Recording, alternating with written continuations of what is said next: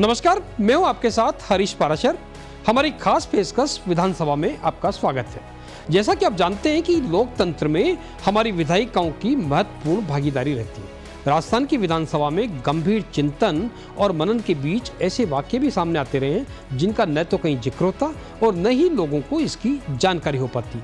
इस खास कार्यक्रम में हम आपको रूबरू करा रहे हैं ऐसे ही तथ्यों से जो आपको अपडेट तो रखेंगे ही, सियासी हलचल की अहम घटनाओं से भी साक्षात्कार कराएंगे।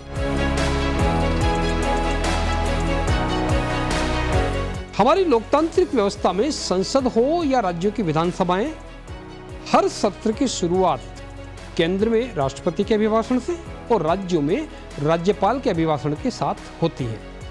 एक तरह से यो मान लें कि जब भी सत्रावसान होता है और उसके बाद जो भी नया सत्र होता है उसमें ये अभिभाषण होते हैं। आज हम आपको एक ऐसे रोचक वाक्य को बताएंगे जिसमें हमारे यहाँ बाकायदा विधानसभा का सत्राहुत हो गया। सदन में पक्ष प्रतिपक्ष के सदस्य, मुख्यमंत्री, मंत्रिमंडल के सदस्य सब जुट गए, लेकिन सत्र हो ही नहीं पाया, यानी बैठक नहीं हो पाई।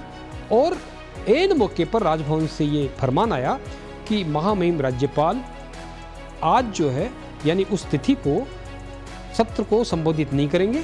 इतना ही नहीं बल्कि अगले दिन जो बजट सत्र का पहला दिन था वो राजभवन में बुलाया गया बजाय विधानसभा के, और वहीं राज्यपाल का अभिभाषण भी हुआ।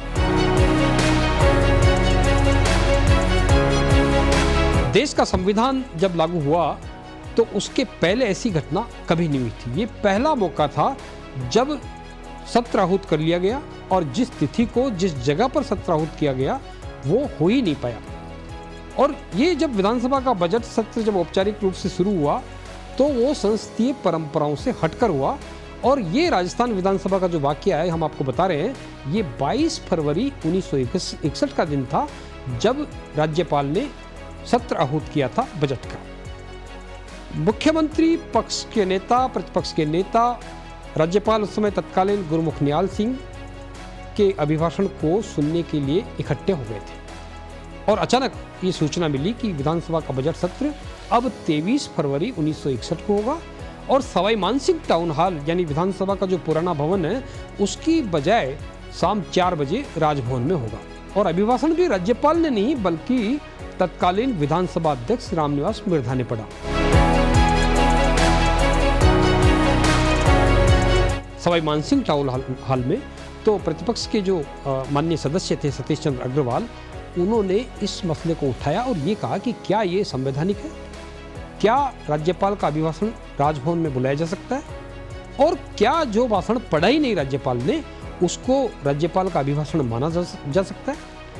तमाम जो पक्ष प्रतिपक्ष के सदस्य थे उन्होंने जब सवाल किए तो खुद विधि मंत्री रामकिशोर व्यास को खड़ा होना पड़ा और उन्होंने ये जवाब दिया कि चूंकि गवर्नर हेड ऑफ स्टेट है इसलिए उनके आदेश को चैलेंज नहीं किया जा सकता। उन्होंने ये भी कहा कि चूंकि असेंबली शुरू ही नहीं हो पाई तो संवैधानिक रूप से इसको सत्र को शुरू होना भी नहीं कहा जा सकता। एक तरह से सदन की कार्यवाही तभी चालू होती जब अध्यक्ष ने या उपाध्यक्ष ने उसकी अध्यक्षता की हो। तो विधि मंत्री ने कहा कि रूल्स में कहीं भी ये लिखा हुआ नहीं है कि राज्यपाल अभिभाषण खुद पढ़ेंगे। ऐसे उदाहरण दिए भी गए कि बिहार में भी ऐसा हुआ कि गवर्नर साहब अस्वस्थ थे और उसके बाद पूरा अभिभाषण विधानसभा के स्पीकर ने पढ़ा। तो इसलिए जब ये चर्चा आई कि राज्यपाल, चूंकि महामहिम राज्यपाल जो राजस्थान के थे तत्कालीन सरदार गुरुमुख निहाल सिंह, वो अस्वस्थ थे, इसलिए उन्होंने अभिभाषण नहीं पढ़ा।